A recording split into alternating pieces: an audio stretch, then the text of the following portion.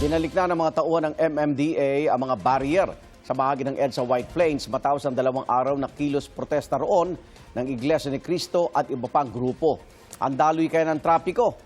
Kamusta na? Alamin sa unang balita live ni James Agustin. James?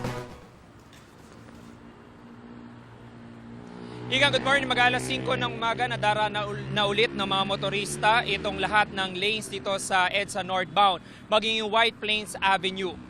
Pasado alas 2 sa madaling araw kanina nang sinimula ng mga tauhan ng MMDA na ibalik ang mga concrete barrier sa busway na inilipat ng pwesto nito mga nagdaang araw dahil sa kilos protesta sa lugar. Gamit ang 2 forklift, nagsimula sila sa area ng EDSA Corinthian. Tumagal din ng halos 3 oras bago na ibalik ang lahat ng concrete barrier sa pwesto nito. Habang isinasagawa yan, busway lang ang nadaanan ng mga motorista, kaya bumagal ang usad ng mga sasakyan pababa ng EDSA Ortigas flyover.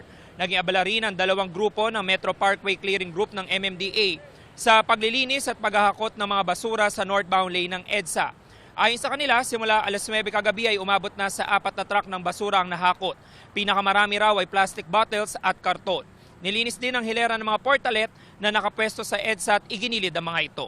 Silipin naman po natin yung lagay ng trapiko dito sa northbound lane ng EDSA. Maluwag na maluwag po yan at daraanan lahat ng lanes mula po dun sa EDSA Corinthian hanggang makalampas ka na dito sa People Power Monument. Maging dito po sa White Plains Avenue ay mabilis yung daloy ng mga sasakyan mula doon sa Temple Drive hanggang makalabas na ng EDSA. Ang meron traffic build-up ngayon, Igan, ay sa southbound lane po nitong EDSA. Isa sa mga factor niyan ay nandun na po yung mga tauhan ng MMDA at ibinabalik yung mga concrete barriers sa busway na nalipat din po ng pwesto dahil dun sa mga naging aktibidad nito mga nagdaang araw dito sa lugar. Yan ang latest mula po rito sa Quezon City. James Agustin, GMA News.